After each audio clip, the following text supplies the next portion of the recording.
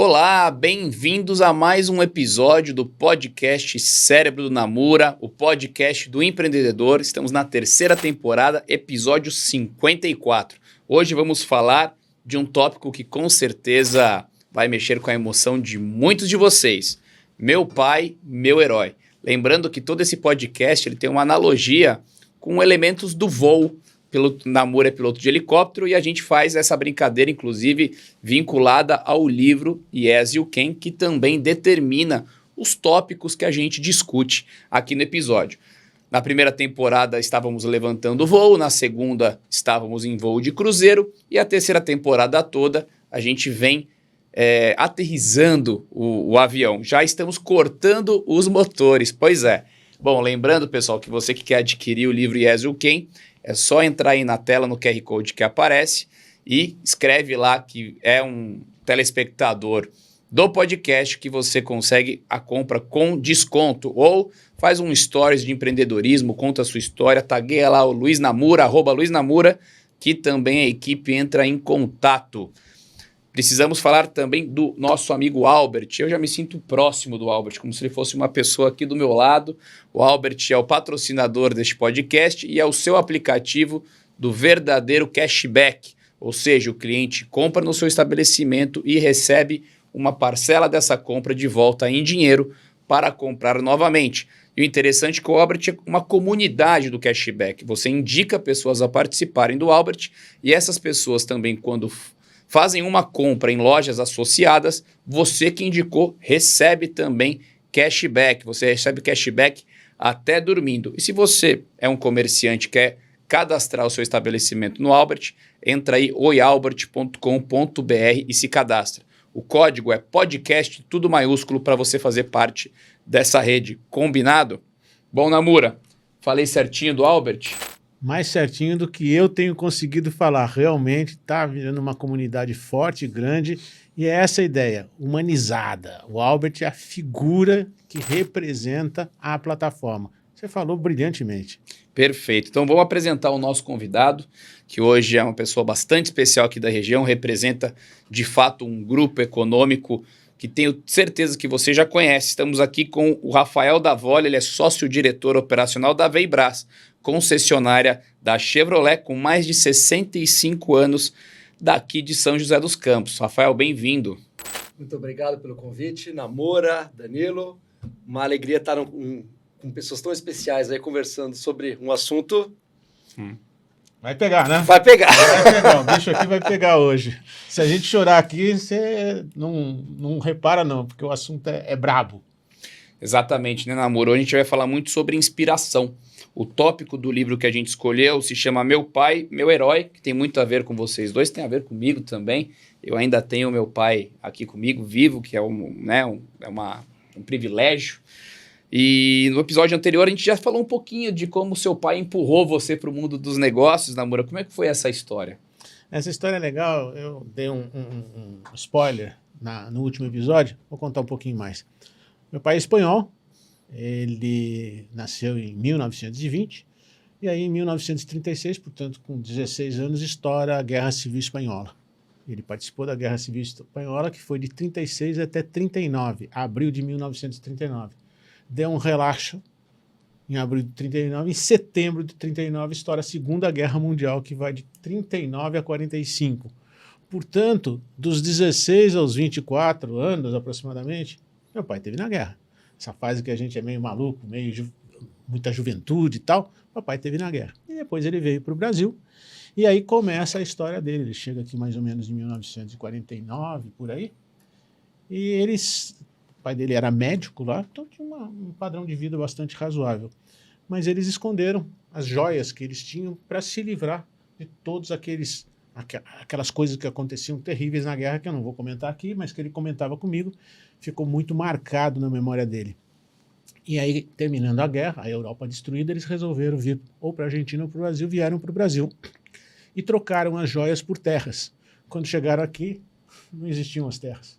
Eles perderam as joias e não tinham absolutamente nada. Aí papai subiu com os irmãos a Serra de Santos, foi a São Paulo, mas qual era a referência naquela época que o mundo, a Europa tinha do Brasil? Era o Rio de Janeiro, que era a nossa capital. Então, ele foi se deslocar ao Rio de Janeiro. O dinheiro acabou na cidade de Mogi das Cruzes. Quando acabou o dinheiro na cidade de Mogi das Cruzes, eles foram procurar um hotel. Não tinham dinheiro para o hotel, ficaram no fundo do hotel. Por coincidência, esse hotel era o hotel do meu futuro avô. Ele conheceu minha mãe nesse hotel, filha, obviamente, do meu avô. Acabaram se casando e ele foi ao Rio de Janeiro. Chegando ao Rio de Janeiro, ele tentou se estabelecer e abriu lá, o nome dele era Antônio, conhecido por Tony, abriu um Tony Modas, né? Já pensava num brandzinho, né? Não se falava isso na época, mas o brand era Tony Modas. E ele tentava fazer roupa para as pessoas.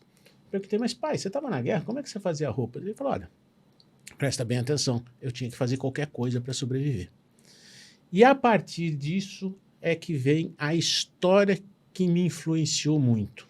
Eu queria fazer um break, daqui a pouco eu volto nessa história. Perfeito. Rafael, porque você também tem uma história geracional, você já é a terceira geração à frente do Grupo Veibraço. Conta um pouquinho também a história, inclusive do seu avô e do seu pai no crescimento dos negócios e da influência na sua vida. Meu avô também, né? Famílias, a maioria dos brasileiros, né? Famílias de imigrantes, né? Exatamente. E família Dávoli, né? Veio da Itália. E o meu avô, no caso, ele era filho, né? De um migrante italiano, né? Seu João. E ele, 9 filhos no Brasil, meu avô era um dos 9 irmãos, e vieram para Mogi Mirim, né? Da Mogi Mirim, tinha o meu bisavô tinha um empório lá tal, mas a família toda. E meu avô sempre foi, mesmo com pouca educação, né? Muito arrojado para buscar negócio. Então ele começou, você está falando de moda, olha só, né? Meu avô começou como auxiliar de alfaiate, lá em Mogi Mirim. Só que a cabeça dele era muito de negócio, para frente de negócio. E ele começou a perceber oportunidades naquele negócio do alfaiate. Só que o dono da alfaiataria era mais tranquilo e tal. Aí ele falou, não, mas vamos fazer isso, vamos fazer isso. Não, tá. Aí onde ele virou pro dono da alfaiataria e disse, o senhor me vende a sua alfaiataria? Falei, não tenho um tostão. Eu pago parcelado, mas eu quero comprar. Aí eu, tá bom.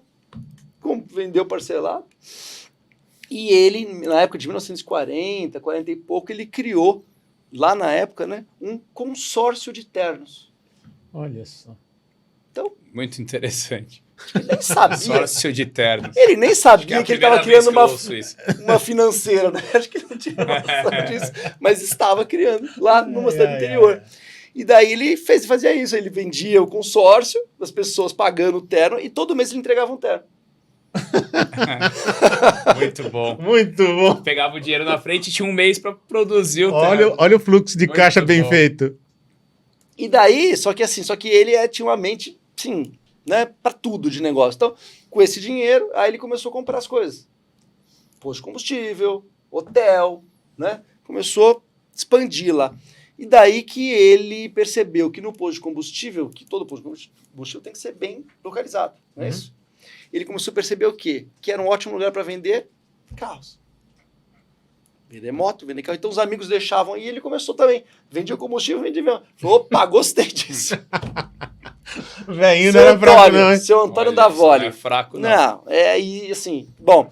E daí ele começou a fazer o quê? Buscar carro em São Paulo para vender lá, né? E aí uma outra frase dele, ele falou assim, em Rio Pequeno, só pega peixe pequeno, eu preciso para São Paulo para crescer.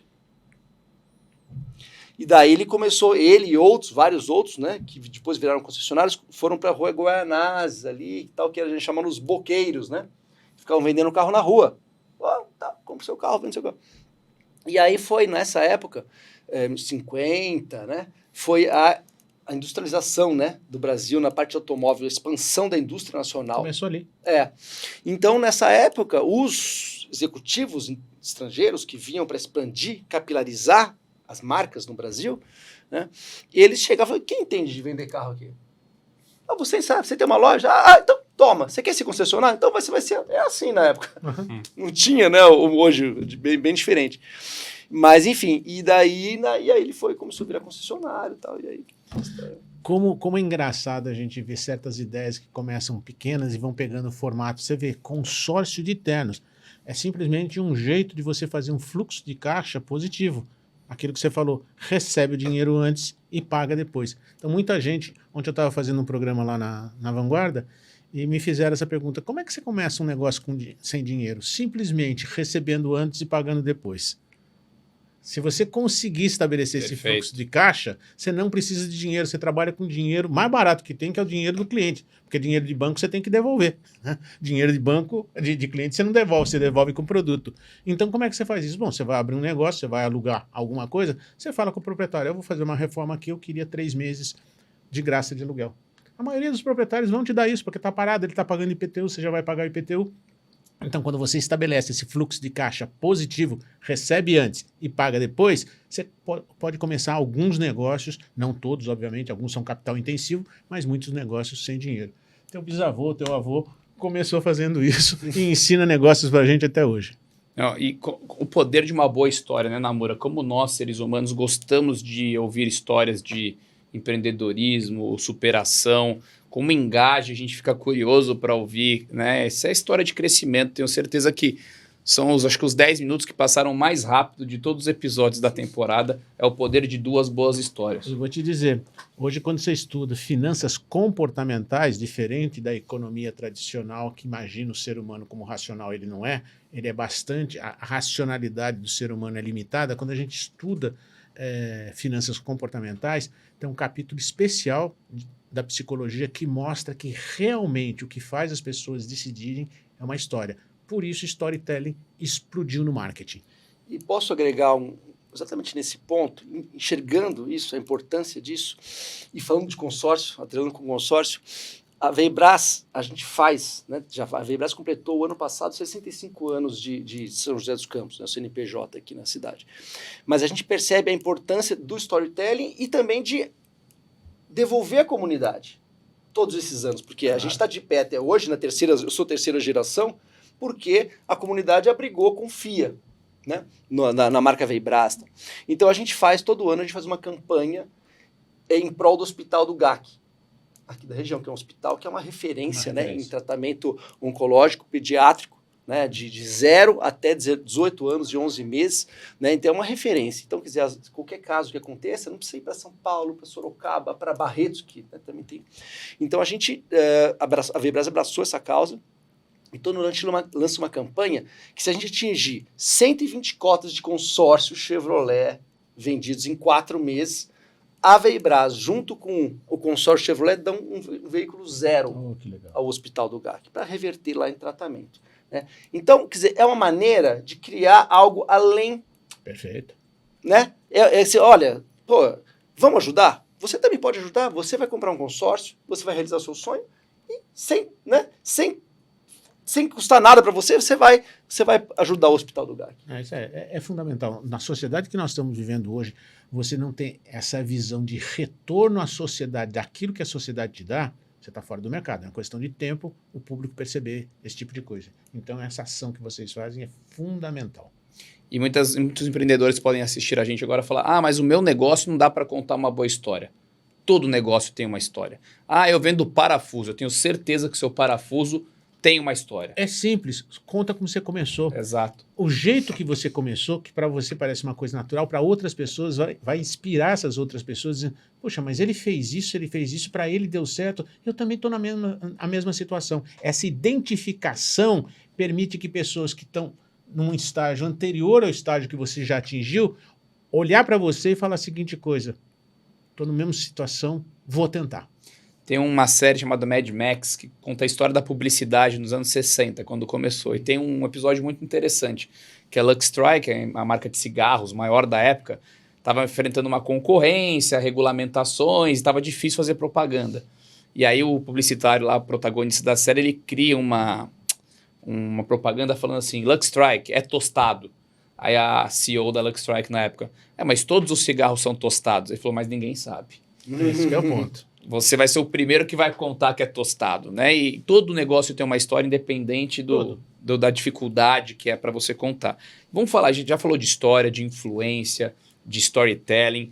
E eu acho que como líderes dos seus negócios, a influência é fundamental para motivar equipe, colaboradores, a própria sociedade, né, que está sempre de olho nos negócios, principalmente quando o negócio é regional e muito forte.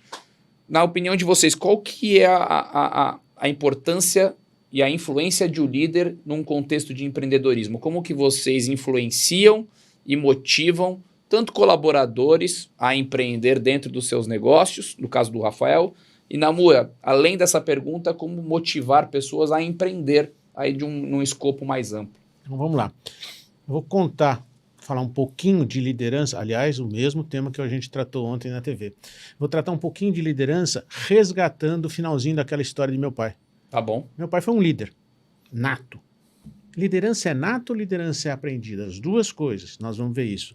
Mas por que meu pai foi um líder inspirador hoje, naquela época para mim? Porque ele me contou essa história, que ele foi ao Rio de Janeiro e eu perguntei para ele, mas pai, você não sabia costurar, o que você fazia? Ele falou, olha, à noite, a pessoa vinha, eu tirava as medidas dela, colocava um jornal na mesa, deitava o seu avô e fazia um modo em cima do seu avô. E aí ia costurar. Por que você fazia isso? Eu fazia isso porque se eu não fizesse isso eu não comia. Eu estava casado com a sua mãe. Eu precisava comer. Mas por que ele me contou essa história? Porque eu fui perguntar a ele a seguinte coisa. Eu estava no primeiro ano do ITA e fui convidado para dar aula num cursinho e fiquei um pouco apreensivo. Eu falei, pai, vou ou não vou? Aí ele me contou essa história e fez a seguinte pergunta. Aí a pergunta de um líder. Um líder que inspira. Um líder inspiracional. Nós tratamos desse assunto. O que ele me perguntou? Ele falou, escuta, se você não der aula, você vai passar fome, não pegar essas aulas para dar, você vai passar fome? Eu falei, não. Você vai não ter onde dormir? Eu falei, não. Então o que te impede de dar aula? É o seu medo, o seu receio de dar aula. Eu, se não cortasse aquele terno, não fizesse, não comia. Então você tem que decidir se você quer enfrentar os seus medos ou não quer enfrentar os seus medos. E ele me deu a seguinte lição. Corajoso não é o que não tem medo, é o que enfrenta o medo. Porque medo todo mundo tem. Medo é da natureza do ser humano. Se a gente não tivesse medo, a gente seria comido pelo leão, porque você chegava lá de bobeira na frente do leão, oi, gatinho, e ele te comia. Então, medo é aquilo que te protege dos riscos da vida. Agora, não é porque você sente o medo que você recua. Se você recuar, cada vez mais o medo te domina. E se você enfrentar, cada vez mais você domina o medo. Isso é uma lição de um líder nato, ele não teve estudo para isso, e que me ensinou que eu deveria enfrentar meus medos com coragem e eu superaria esses medos. Então, o líder, quando é líder, ele sabe destas coisas, ou ele nasce com isso e ele inspira as pessoas, ou ele aprende sobre isso e vai utilizar isso para inspirar as pessoas. O líder verdadeiro, ele vai à frente da sua equipe, ele não vai atrás da sua equipe. Quem vai atrás é chefe e manda você ir. O líder vai na frente. Pergunta onde ia Napoleão nas guerras. Então a gente tem diversos modelos de liderança. O mais forte hoje em dia é a liderança situacional e inspiracional. O líder que, pelo exemplo, faz com que as pessoas queiram segui-lo. O líder que tem um propósito, ele sabe pelo que ele está lutando, qual é a causa, qual é a bandeira que ele defende, e ele inspira os outros a defender a mesma causa, a carregar aquela mesma bandeira. Esse é o líder inspiracional. As pessoas fazem porque elas querem, porque elas têm vontade, porque elas têm orgulho, porque elas têm prazer de lutar por aquela causa. E situacional, porque em algumas situações ele tem que ser firme, em outras situações ele tem que acomodar as carências afetivas que as pessoas têm. Uma hora ele é acolhedor, outra hora ele é firme. Mas sempre ele é humano e justo. Esse é o líder atual que tem sucesso nos negócios. Rafael, sobrou para você. Eu acho que o Namura contextualizou bem, né, a questão da liderança. Como que você aplica na prática esses conceitos na Veibras? Depois dessa, tá difícil falar alguma coisa aqui. Muito bom, nossa, que aula, viu? Obrigado mesmo. Então, você comentando, Namura, eu comecei a imaginar algumas coisas, assim, né? Que eu acho que um ponto que hoje está muito importante para as empresas é a questão da inovação, se reinventar, né? E a inovação tem muito disso. Sim, sim. Né? Então, assim, e a gente percebe em algumas empresas que existe o medo, né, da inovação. O medo de, às vezes, falhar. Por quê? Vamos falar do marketing, teste A/B. É isso aí. Nem tudo vai dar certo. E às vezes você pegou uma verba e às vezes pôs um negócio que não deu certo. Mas o erro é o sucesso que vai vir. Exatamente. Né? Só que muitas ainda existe a questão da culpa. Mas quem que fez? Quem que não... Aí, você... Desculpa a palavra aqui, mas você castra as pessoas de inovar, de enfrentar. Né? Então, assim, eu acho que esse é um papel do líder. Né?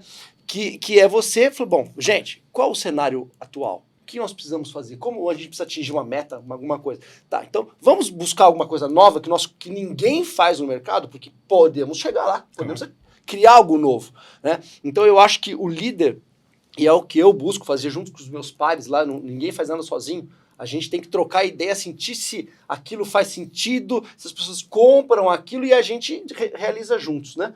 É isso que eu busco, trazer sempre novidades. Então, por exemplo, né, eu sempre vou a congressos. Então, acabei de voltar de um congresso nos Estados Unidos, lá dos concessionários americanos, para escutar. Claro. Não é que eu vou falar assim, acontece nos Estados Unidos, vai dar certo aqui. Não necessariamente, mas você tá... Peraí, legal, opa, essa ideia aqui, pensei em uma... Pode ser que se aplique à nossa realidade. Então, estou sempre buscando, lendo, né? Aliás, já comecei a ler o seu livro, muito obrigado pelo presente, vou querer autógrafo depois, hein? Com certeza. Vale mais depois? Né?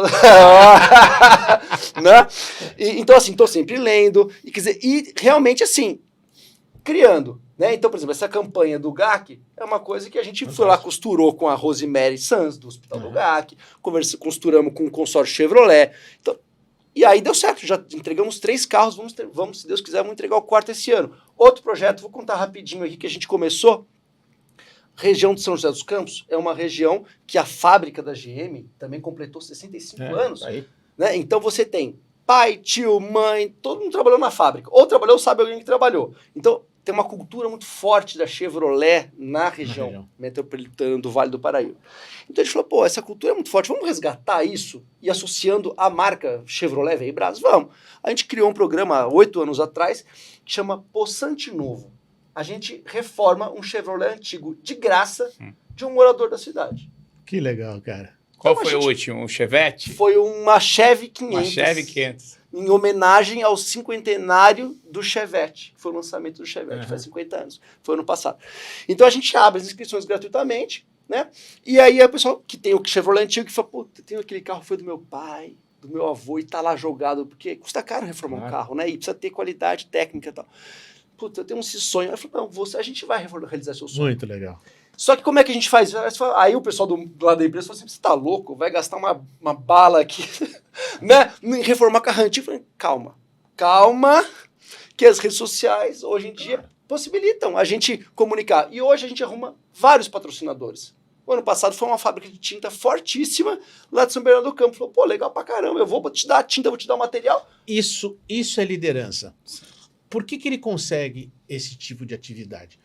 Porque o líder é aberto a novidades. O líder é aberto. Ele não tem que aceitar tudo. Ele vai para os Estados Unidos para ver o que está rolando lá. Vai para a Europa para ver o que está rolando. Conversa com os funcionários. Vê o que os concorrentes estão fazendo. Eu adoro concorrentes. Sabe por quê? Porque eu não pago nada e eles pensam para mim.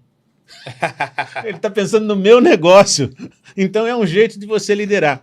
E a diferença quando você fala, o cara tem medo. Por que tem medo? Porque o chefe pune o erro. O Einstein já dizia, quem não erra é porque não tenta. Se você não tentar, você não vai errar nunca, mas também não vai sair do lugar.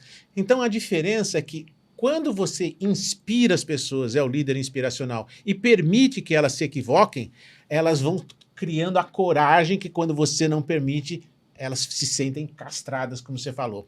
Numa reunião típica que alguma coisa dá errada, tem 2 modelos que você pode seguir. Você pode ter o conflito das ideias, que se você permite que ele cresça, vira um confronto, e do confronto vai para agressão. Conflito, confronto e agressão. Quando o líder percebe isso, que está começando a gerar um conflito, ele muda de conflito, confronto e agressão para problema, causa e solução. Ele não deixa, porque o conflito é entre pessoas. Quando você tira das pessoas e fala, mas qual é o problema? Eu já não estou mais falando de mim ou de você, eu estou falando do problema. E por que ele aconteceu? A causa, não quem causou, a causa. Eu mudo o foco e aí eu vou para a solução. Acaba o conflito. Isso é liderança. Então, alguns princípios de liderança, quando você domina, e a gente fala bastante dos princípios de liderança no livro, você começa a criar aquele líder que não é nato, que ele não faz isso naturalmente. O seu bisavô tinha o tal do que a gente falava muito antigamente, tino comercial. Sim. Ele pensava nas coisas. Hoje, se você não tiver o tino comercial, você faz uma faculdade, você faz um curso e vão te ensinar estas técnicas com nomes até sofisticados que o bisavô dele fazia. Fazia consórcio de paletó. Eu nunca vi isso na minha vida, Isso cara. foi muito bom. Mas essa é fantástica. Esse tino comercial a gente aprende. Quando o líder aprende isso, ele conduz, ele inspira a equipe dele e a equipe dele reage de forma positiva e os negócios crescem. Interessante que, além disso, né, é o líder do exemplo. Todas essas ações, elas estão sendo observadas. Eu tenho certeza que muitos colaboradores da Aveibraz, quando chegam em casa, vão comentar. Você sabia que eu trabalho numa empresa que tem a ação do GAC, do Poçante Novo, e isso é motivo de orgulho. E nós como líderes, estamos sempre sendo observados. Aconteceu algo muito interessante comigo, que eu abri a minha agenda para alguns funcionários conversarem comigo. Pessoas que não têm o contato direto. E um deles falou assim, Danilo, eu acompanho todos os seus conteúdos nas redes sociais, nas mídias, e absorvo o máximo que dá. Por que você não faz um conteúdo para nós? A gente quer... E eu falei, poxa, eu estou entregando tanto ali na mídia, por que eu envelopo esse conteúdo de uma maneira mais enraizada aqui na nossa cultura, no meu negócio, e transfiro um conhecimento direto para quem precisa, para quem me admira e para quem me observa? Então, nós como líderes também temos que nos doar, né? Multiplicar o conhecimento, porque nós somos referência. E aí você falou algo, Namura, que é quem não tenta, não erra. E de fato, né? E o medo muitas vezes não deixa a gente nem tentar. Eu queria trazer para a memória de vocês, que vocês pensassem, a gente falou aqui bastante de inovação, de projeto, de crescimento, mas tem outro lado também.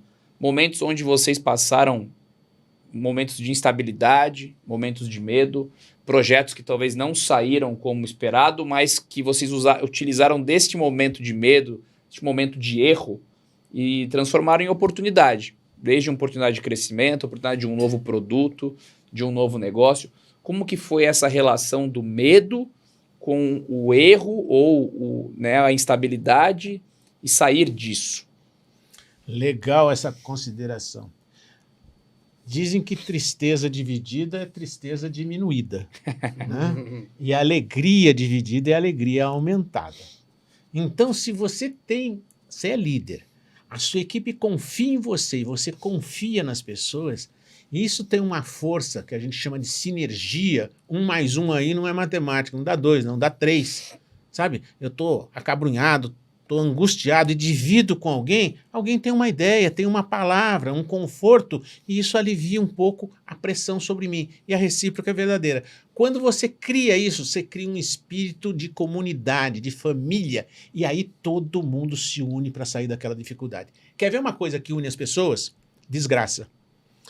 Deu um terremoto, vai todo mundo, ninguém pergunta quem é corintiano, quem é palmeirense. Os dois estão juntos lá de braço dado, né? Ajudando. Então, sempre na dificuldade existe naturalmente as pessoas se unem, as diferenças diminuem e as pessoas lutam para sair daquele momento. Nós tivemos recentemente, ainda passamos por isso, essa calamidade no Rio Grande do Sul. As pessoas se uniram, ninguém perguntou muito qual é o seu nome, onde você mora, se você é rico, se você é pobre. Arrasou o Estado. Todo mundo se une para construir. Então, as grandes dificuldades que todos nós temos na vida, porque a vida é uma seção, um conjunto de dificuldades que a gente tem que superar, quando você tem pessoas ao seu lado, fica sempre muito mais fácil. E isso você constrói sendo um líder aberto, um líder que conversa, um líder que acolhe. O líder não trabalha para o cliente, o líder trabalha para o funcionário, para o colaborador dele. E os colaboradores dele trabalham para o cliente. Quando o colaborador dele sente que tem apoio do líder, que pode contar com o líder nas dificuldades que também tiver, e isso é real, não é marketing, não é da boca para fora, você pode ter certeza que as dificuldades vão ser vencidas com muito mais facilidade. Então, o que eu entendi, Namura, é que num momento de medo, instabilidade ou de um momento negativo na empresa, seja ela financeira, de mercado, de cultura, dividir o medo, dividir a tristeza, ter construído essa relação de respeito e cumplicidade com os seus liderados é o que faz a diferença. É fundamental. Se você não construiu isso, No momento da crise, você pode ter certeza que a pessoa está mandando currículo para outras empresas para procurando Desembarca. um porto, vai desembarcar, procurando um porto seguro. Ao contrário, se você construiu isso, é quase que uma questão de honra ajudar a superar aquele momento. E quando supera aquele momento, a união que se dá é uma união de vida. Para lutar, a gente é forte pra caramba. A gente é que nem bambu chinês, a gente verga, mas não quebra. Ninguém pode com a gente. Sabe esse sentimento, esse orgulho? Liderança, principalmente nos dias de hoje, tem a ver com humanidade. Sem querer polemizar, Jesus Cristo era um líder nato porque as pessoas sabiam que podiam confiar nele. Que ele estava ali para qualquer coisa nessa vida e depois dessa vida. Ok? Eu não estou pedindo para você ser Jesus Cristo, não é essa a ideia. Mas entenda que liderar é se comprometer com a vida do seu liderado. Essa é a palavra. Você tem que se comprometer com a vida dele, com o sucesso dele, com tudo que acontece na vida dele. Dá trabalho? Líder de alta performance dá trabalho, mas tem um resultado que outros líderes de baixa performance não têm. E, Rafael, pensando aqui em tudo que o Namura falou sobre medo e a importância de sair do medo e talvez trazer algo bom disso, a Veibras está inserida numa indústria muito importante, num setor que é termômetro, muitas vezes, da economia, que é a indústria automotiva. Vocês seguem a cadeia. Quando a economia está boa, a venda de carro sobe. Quando o brasileiro está um pouco ressabiado, a indústria automotiva é uma das que sentem esse reflexo. São 65 anos. Eu imagino que tiveram momentos mais difíceis na Veibras. Como que você reagiu a esses momentos mais difíceis, de medo, de instabilidade social, política, econômica? O que você lembra e traz como aprendizado? Vou começar com uma frase de um dramaturgo, que inclusive foi meu padrasto, né, ele falecido já, mas a frase era assim: sou como soca de cana, me cortem que eu nasço sempre. E aí, justamente, não falando sobre a Veibras, sobre outra marca, a família, né, já vendeu de tudo. Caminhão, moto, consórcio, carro, barco, já... que bom, ruim, né? É uma coisa que... Tá no sangue, tá no DNA da família. E aí teve uma marca, eu não vou falar o nome aqui da marca, que tivemos um momento muito bom no começo desse século, né, do século XXI, aí, foi muito bom, e de repente a marca se perdeu, produtos errados, não sei o quê, e aí nós começamos a entrar num problema gravíssimo. E isso na época, né, eu já sou da terceira geração, mas a segunda geração, que é meu pai e meu tio, estavam à frente dos negócios. Enfim, a gente não encontrava saída para resolver isso. Tinha outros negócios no grupo, mas aquele especificamente não fazia de tudo, não resolvia. E o prejuízo comer a gente pela... né? E a terceira geração, porque a gente percebia que a gente ficava inativa, assim, por uma decisão mais importante, estratégica, vamos tomar uma atitude aqui, né? E ficava inativa. E aí, nesse período, olha que interessante, até falando sobre pai, né? Nós investimos bastante a família em sucessão familiar. A gente fez muitos cursos, estudamos aquele John David, que é um professor de Harvard, né, que trata muito desse assunto. Então estudamos esse cara, fizemos curso na SPM e tal, e começamos a preparar a terceira geração. Falei, gente, nós precisamos nos unir para o bom e para o ruim. Não podemos ficar aguardando os líderes atuais, né? E isso foi a junção desses dois fatores, um momento ruim da empresa, de um dos negócios nossos, com essa preparação, né, da terceira geração, foi o que salvou a gente naquele momento. Porque ficava inativo, mas o que vai fazer? Não, mas espera mais um pouco, mas gente, não dá para esperar mais um pouco. Né? E a terceira geração falou assim, João, falando para os pais, olha, nós vamos tomar a frente do negócio agora, nós vamos resolver, vocês têm que confiar na gente. E daí foi quando a gente tomou várias atitudes, esse negócio especificamente a gente fechou, decidiu, mas vamos perder dinheiro. Já perdemos muito, não adianta. Vamos resolver isso aqui agora, porque lá na frente a gente encontra outros negócios. Sempre foi assim. Claro. Né? Então, assim, mas a gente teve essa desgraça, como você disse, né? Naquele momento especificamente, uniu a terceira geração. É perfeito isso. E hoje, e aí só concluindo, né? Hoje eu percebo o seguinte, nessa terceira geração, né? Que são sócios que têm um conselho de sócios no negócio, né? A gente não permite mais. Quando a gente começa a sentir o cheiro de que alguma coisa... Não interessa. A gente vai se unir e vai resolver, seja pro lado que for. Lição aprendida. Mas é o que você falou. Olha só a diferença de conceito. Uma coisa é você ter expectativa. Outra coisa é você ter perspectiva. Expectativa é quando você fica lá esperando que alguma coisa dê certo, que alguma coisa dê certo, e quando dá errado você fala, puxa, que azar que eu tive. Perspectiva é diferente. É você olhar um histórico, por exemplo, crises financeiras. No final do livro aí, eu conto que de 1982 até mais ou menos 2020, a gente teve 20 e tantas crises. Então, crise não é uma questão de expectativa. Vai ter. Os Estados Unidos têm 2 crises financeiras a cada década. Vai ter. Então, eu não tenho expectativa. Eu sei que teve Covid. E eu imagino que outra peste dessas vai acontecer em algum instante. O que eu tenho é que ter lições aprendidas e me preparar para que quando isso vier, eu saiba combater isso adequadamente. Você não precisa estar no top, mas você também não precisa ser o último. Para que a gente faz um seguro de carro? Porque eu vejo a quantidade de acidentes que existe, alguns não causados por uma pessoa, mas por outra, e eu posso estar na Dutra e ter um acidente. Então, como eu tenho essa perspectiva numérica, estatística, eu falo, eu vou fazer um seguro. Porque se eu não fizer um seguro, numa hora que der um acidente e eu estiver envolvido, eu vou falar assim, que azar aconteceu comigo? Não, camarada. Então, quando você tem essa perspectiva de que crises virão e virão para qualquer negócio, você se prepara. Você lembra que a gente falou num dos episódios que o avião está lá em cima e tem turbulência? Se o piloto não se prepara para turbulência nos simuladores, quando tem a turbulência que vai ter em algum dia, quem já voa de avião sabe que uma hora aquela coisa treme, ele não sabe o que fazer. Então, ele só sabe o que fazer porque ele se preparou. A mesma coisa você. Vão existir crises? Claro. Quem é que vai resolver estas crises? São as pessoas, é a inteligência delas, é a cabeça delas, é o coração delas. Por isso você se prepara fazendo com ações de liderança que essas pessoas se empolguem por aquilo, porque você se preocupa com a vida delas, elas se preocupam com a tua e com a da empresa. Você se preparou em função da expectativa de que mais dia, menos dia, uma crise virá. E vou puxar um tópico que a gente ainda não falou num episódio tão recheado de liderança e inspiração como esse, que foi de uma fala sua, Rafael, que eu pude entender aqui, um ponto importantíssimo para lideranças de sucesso, que é a tomada de decisão. Estudos comprovam, estudos com pesquisas de CEOs de sucesso ao longo de décadas, que a característica de tomada de decisão rápida é um pilar de sucesso de um líder.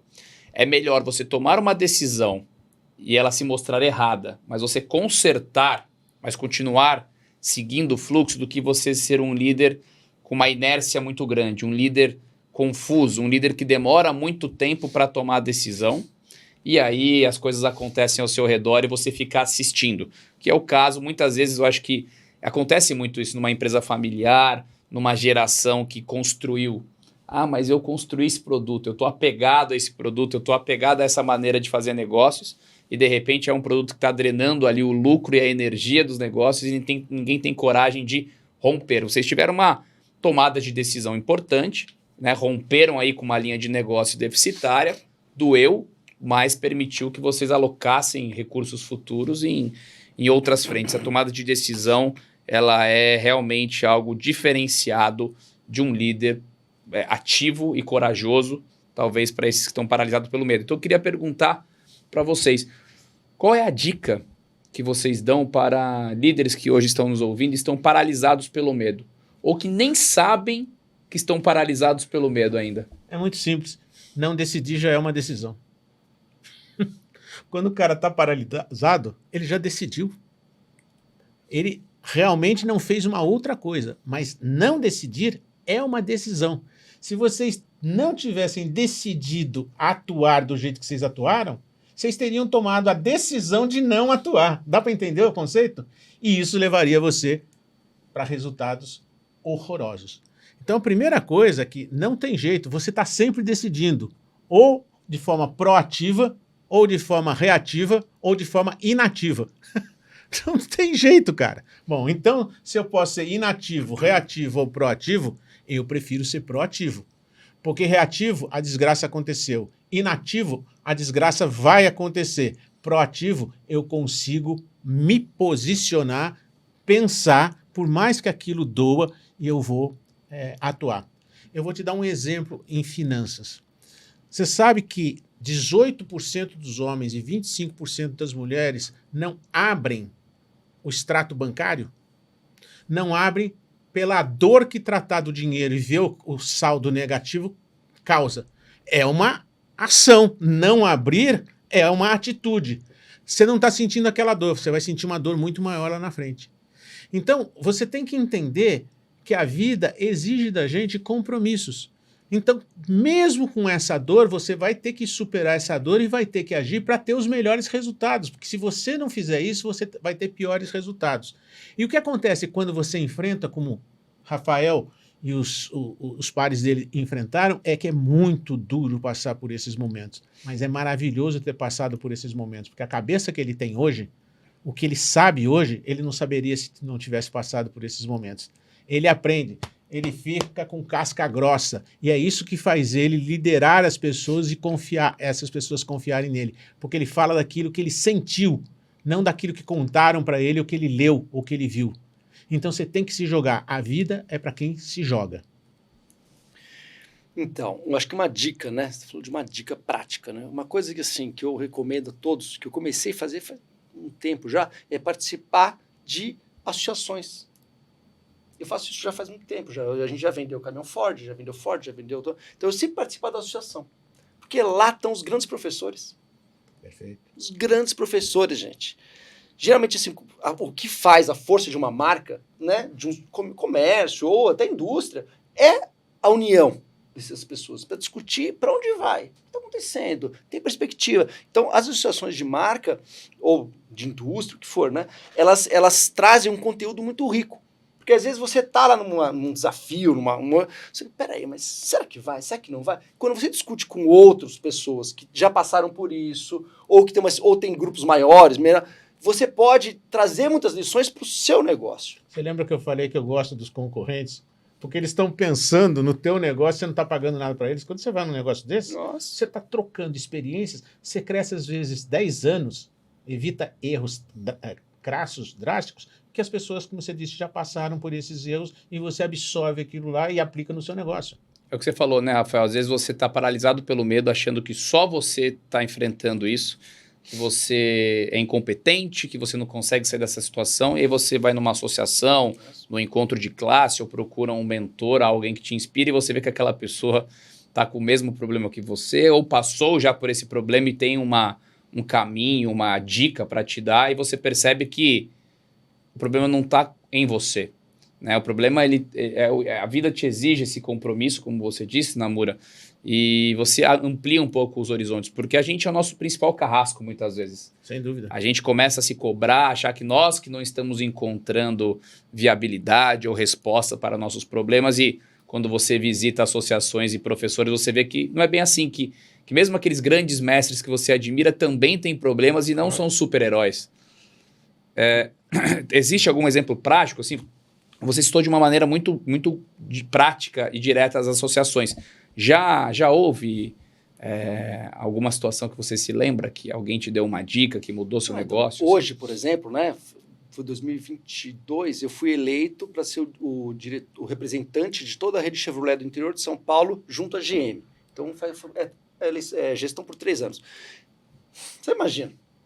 Eu recebo ligação todo dia de grupos pequenos, médios, grandes. Falo, Rafael, está acontecendo isso aqui na minha região. Olha, o mercado aqui parou. O que você acha? Vamos fazer isso? Vamos pedir. Porque, assim, na verdade, o papel nosso é catalisar as coisas. Eu ajudar a marca Chevrolet. Gente, olha, na nossa região está acontecendo isso. Vamos fazer ele tomar para aquele caminho. Então, isso para mim é um exercício diário de escutar quem está com o umbigo no balcão. Perfeito. E quem está na indústria lá, às vezes sentado no ar-condicionado, vendo planilha, mas ele não sabe exatamente interpretar o que a concorrência fez. Então a gente fica catalisando isso para o quê? Para dinamizar. Então, assim, isso, né? Hoje, logicamente, que eu cheguei, depois de uns anos, cheguei nessa posição. Para mim, todo dia eu aprendo alguma coisa. E outra, você não precisava estar nessa posição. Você já tem a sua agenda ocupada com os seus negócios e você resolveu assumir mais essa frente, que também acho que é uma característica da liderança, de não omissão. Eu acho que uma coisa interessante quando os problemas acontecem é, primeiro, existe aquela pancada e a paralisia. depois a tentativa de negar. Não, não é bem assim, isso vai passar. São características humanas típicas. O que você tem que fazer quando acontece isso? É uma coisa tão singela, mas espero que a profundidade disso fique nas pessoas. Dê o primeiro passo. Às vezes você não sabe para que direção você está indo, você não tem. A tua intuição é sempre assim. Quando você tem muitas informações e não sabe como decidir, é a intuição que te guia. Isso a gente aprende muito em finanças comportamentais, porque o que tem de variáveis é a China que está pensando em invadir Taiwan, é a guerra na Ucrânia, o petróleo que subiu. São tantas variáveis que você, para decidir qual é o melhor caminho de investimento, é muito complexo. Então você reduz isso a 3, 4 variáveis, não precisa mais do que isso. E você decide pela intuição. Não sei se você sabe, no US Army, quando eles têm 70% das informações, eles tomam uma decisão. Eles não esperam ter 100%, porque o tempo que demoraria para ter 100% é tão grande que você não tomou, na realidade, uma decisão e você sofre as consequências. Então, ninguém tem essa sabedoria. Eu quero saber de tudo para tomar a melhor decisão. Não existe esta possibilidade. Você pode ir em congressos, eu posso ir em feiras, ler livros. Nunca você vai estar completamente seguro. Mas o teu subconsciente tem tanta informação que você sente o cheiro, você fala, é por aqui. Dê o primeiro passo, não precisa ser um passo muito grande, as pessoas vão ver que você agiu e elas vão colaborar, vão dar ideias e essa coisa cresce. Então, a dica para você é, dê o primeiro passo, não fique paralisado pelo medo, enfrente o seu medo, isso é ser corajoso e as pessoas vão te seguir. Se você estiver perdido na selva, é melhor você falar, é por aqui, vai todo mundo atrás de você, e um corta a árvore, o outro acha água, e depois você fala, gente, teve um equívoco na realidade, é por ali. Mas as pessoas começaram a se mover, é melhor que a paralisia. Aí você volta, muda de direção. A gente faz isso, né? Em marketing você chama isso de pivotar. A gente pivota a direção do que a gente está fazendo e as pessoas continuam te seguindo. E vou te complementar na US Army essa questão de 70%. Eu trabalhei numa empresa que tinha uma frase exatamente assim. Quando você tiver 70% de certeza, decida e comprometa-se 100% com os resultados. Perfeito. Excelente frase. Acho que fica legal para as pessoas não imaginarem que os grandes líderes, eles sabem tudo, eles têm todas as informações, por isso eles decidem melhor. Não, eles decidem rápido, eles não decidem melhor. Bom, vamos seguir aqui para o episódio, lembrando que esse episódio é um oferecimento do Albert, o seu aplicativo verdadeiro cashback, é o seu parceiro de negócios. Você se cadastra sendo um comerciante para fazer parte dessa rede de cashback e se você é usuário, toda compra reverte um valor dessa compra como cashback para você usar de novo. Mas tem um diferencial importante. Todo mundo que você indicar para fazer parte da rede Albert de cashback, toda vez que essas pessoas indicadas também realizarem uma compra, você ganha cashback. Ou seja, é uma comunidade que se ajuda no ganho de cashback, uma fidelização muito grande entre comprador e vendedor. Puxa o Albert aí nas lojas de aplicativos do seu celular, ou acesse oialbert.com.br e faça seu cadastro. O código é podcast, tudo maiúsculo. Lembrando também, novamente, se você está gostando do papo, quer saber mais sobre empreendedorismo, acesse o QR Code aí na sua tela, o livro Yes You Can, do Luiz Namura, aqui, que é um código, ó, é um guia prático de empreendedorismo, é o livro que norteia as nossas discussões. E seguindo para o final, eu queria, Rafael, a gente começou falando de pai, de avô, de história. E eu quero terminar com isso também. Eu acho que no Brasil, 70% das empresas são familiares. E elas representam, 90% das empresas têm cunho familiar e elas representam 70% dos empregos gerados. Então, o Brasil está cheio de histórias de famílias que construíram impérios e até mesmo por menor que seja o negócio, tem uma história de pai que passou para filho, eu sei que você tem essa história. Eu queria que você encerrasse esse capítulo. Seu avô já falou uma frase muito boa, que em rio pequeno só se pega peixe pequeno. Essa eu vou levar para mim. Qual que é a sua memória do seu pai nos negócios? O que ele te ensinou? O que você levaria para os seus filhos? Olha, meu pai, ele sempre teve uma característica muito comercial.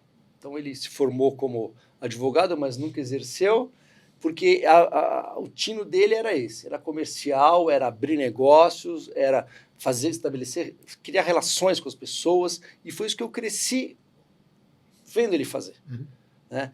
Então, isso é uma coisa que realmente, assim, eu acho que eu não nasci dessa maneira, mas eu aprendi com o exemplo dele. Né? Eu via onde ele estava. Meu pai, muitos anos, ele gostou de veleiro, né? E assim, não interessa onde ele estava numa praia deserta, lá sei lá onde. Aparecia o pescador, ele batia papo. Aí ele já aprendia qual peixe que era, quanto que custava. Gente do céu, que negócio maluco. E se vacila, ele fica na praia 3 meses e abre uma peixaria. É um negócio assim que eu falei, não é possível, pai. Mas como assim? Não, é gente boa aqui, vamos bater um papo e aceitar.